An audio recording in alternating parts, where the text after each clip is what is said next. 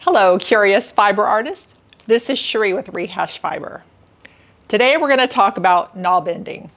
It has been a true challenge for me, and that is why I'm here to tell you all about that and to maybe help you work through some things and just to discuss this ancient craft. So the intrigue started when I saw the stitch online and looked into Nalbinding, and it said it was done back in the Viking days. I thought, cool, let's give this a go. So I ordered a pattern, could not figure it out there.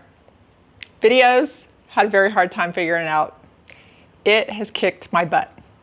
I finally was able to make one hat, but I was not that happy with it because the yarn was so small that the stitches are small and I just didn't like it. So I spun some thicker yarn and I'm gonna go for it again. And I am yet challenged again. The time that went by from this to this, I'm having a very hard time figuring it out once again. But it is worth it. And I'm gonna tell you why, because I did further research. I came across this article by Daniel Carpenter in Heritage Crafts. I found out that the craft of Nalbinding is endangered. In this article, it says there are currently 2 professionals that do it as their main income. And then the professionals that do it for a side income are only 11 to 20 people. Now this was written in 2019, and I know they're not talking the whole world, and I know I've seen fiber artists online doing Nalbinding, so there are more people doing it. And under the list of trainees, it says 0. I do know there are more of us out there learning how to do it. Okay, so here's some cool things that I found out. The earliest recording of it was in Israel in 6000 BC. So that is mind-blowing. It's so ancient, and that makes it great. And that makes it worth learning how to do. Then the Nalbinding evidence was more prominent in Scandinavia and the northern UK. As the article goes on, there was this really great excavation, and I have to tell you about it. It's called the Coppergate excavation in York. And they found a sock, a Nalbinding sock. It has proven to be the only example of the York stitch in the world. And the sock dates to the 10th century. So I was like, oh, the history. It's phenomenal. So here's what I have to suggest to you. If you want to dive into this ancient craft as I do, there are some ways to get started, and then you just need a whole lot of patience. I'm going to tell you the tips.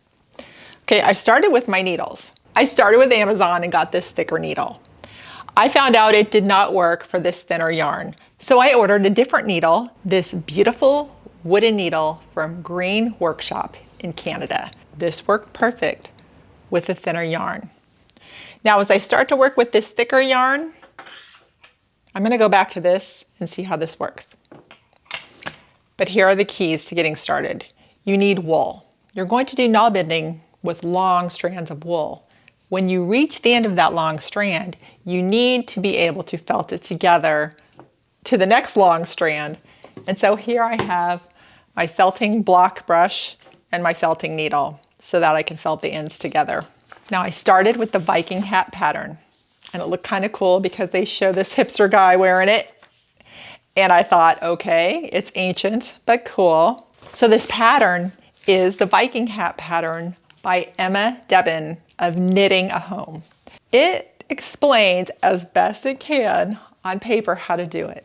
I had trouble with that. So I want to tell you about this great YouTube channel to go to. The channel is Neulakintaat, and she explains everything in 2 languages.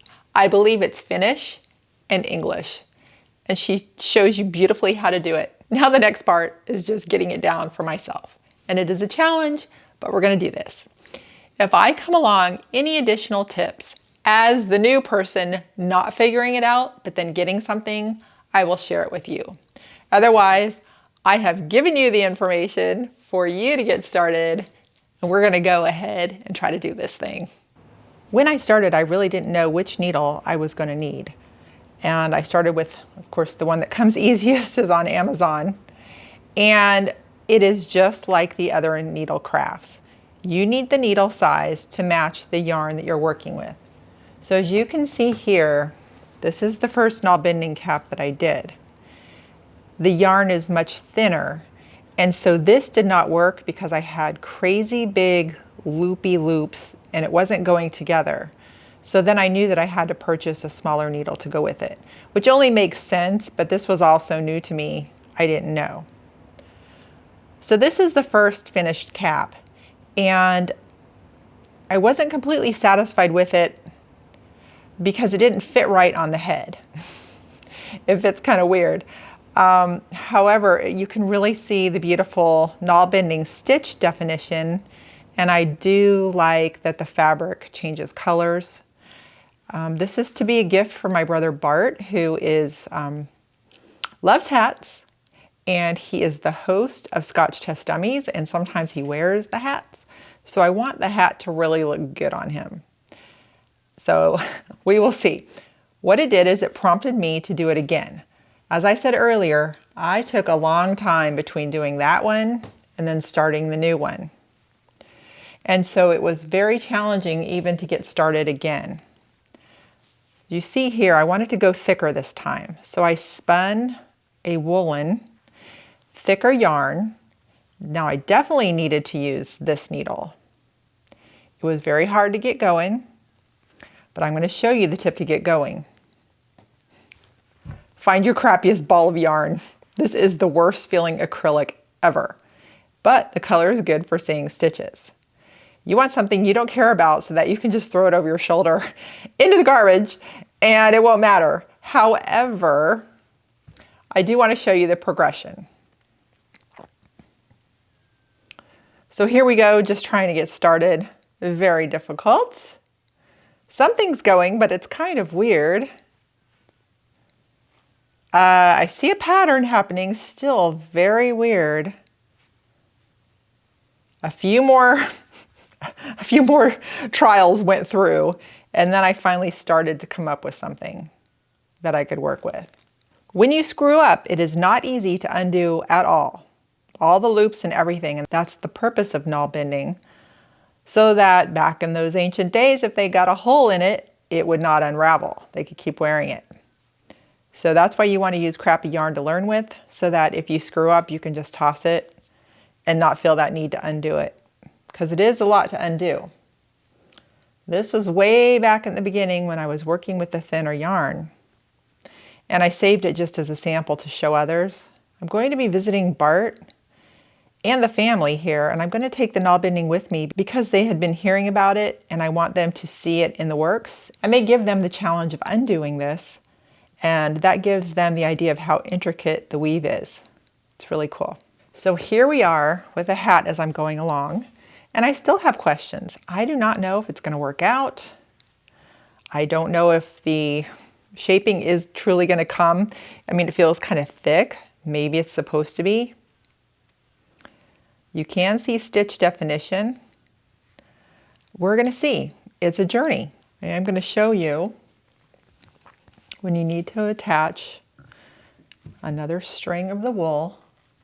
And I usually just like pull my arms 3 lengths out. You know, I want enough that I've got enough to work with for a while so that I'm not irritated having to stop again and do this again, but not so much that I'm burdened with the length of the yarn. So here's what you do. Every so often you have to add a new length.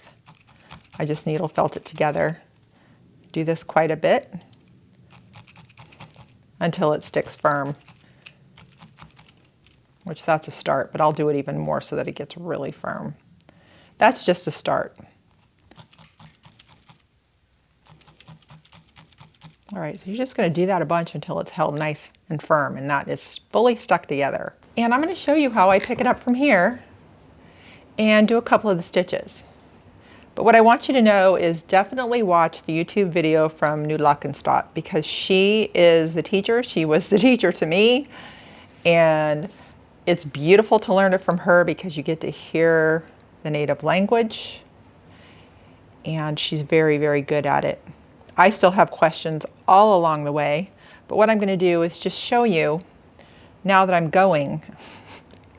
All right, so This is how I hold my spot. The thumb's in here. This is the next stitch I'm working into.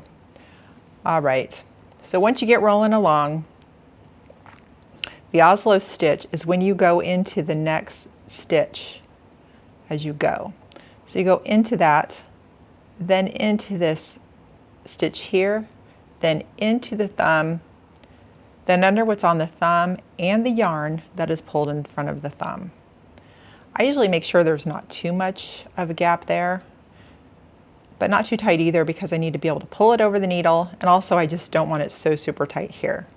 Now, those are my questions. Am I doing it right? Should I let it be looser? Is this too thick? Many questions along the way. I kind of make sure that that is prominent, and then I'm holding onto it as all this yarn goes through. And you see how long this is when you start after you've added a new bit of a new length of yarn to it, but it's worth it. You can go a little bit longer. And here we go with another Oslo, picking up the next one. Go through that back loop. Always have this coming over the thumb so you see the two, the thumb loop and the yarn.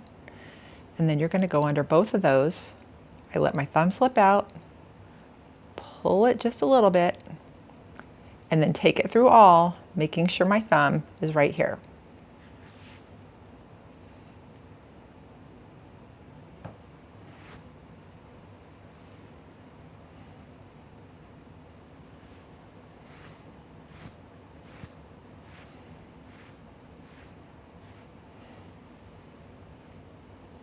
So as you see here, this is the Oslo stitch, but then in the pattern she's got increases in there so that you start small and it grows. Then you just do enough to maintain the size. It is all in the pattern.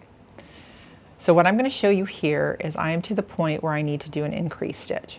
So instead of going to the next stitch in the work to make the Oslo, I'm going into the stitch that was just made. You see this in between. This is the increase. Now I'm going to go into this one and do the similar thing that I did with the Oslo,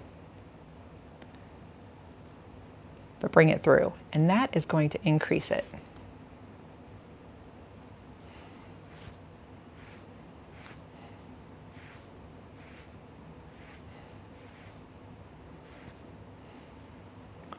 Now what I'm going to do is just keep going around, doing my Oslo stitches and then an increase, and continue to grow this cap. The journey of working towards learning Nalbinding has been a variety of things, very frustrating at times, then rewarding when I started to get it. But most of all, the cherished history that we can reproduce as we learn to do this and make these items is so great. We need to keep carrying it on, and I am motivated to do that. As I was struggling and as the struggle was easing to finally getting it, I was saying to myself, I want to make everything I can with Nalbinding, and I will do more. However, I can't do it all because, as you know, watching this show, I explore through many, many different varieties of fiber art. And so I can't do all Nalbinding, but I surely can do it again, and I will, because it is very interesting and very special. And even if I am not actually stitching the Nalbinding myself, I am going to explore it further to learn more about others who know more than me and can teach it and share it, and maybe look for some of those ancient artifacts so that I can see them one way or another. And then of course I'd share it with you. So I hope if you had any inklings about getting started, that you do give it a go and that you have some information to get you started. I know this is different than most of the formats because usually I'm showing you something that is completely done and how to do it.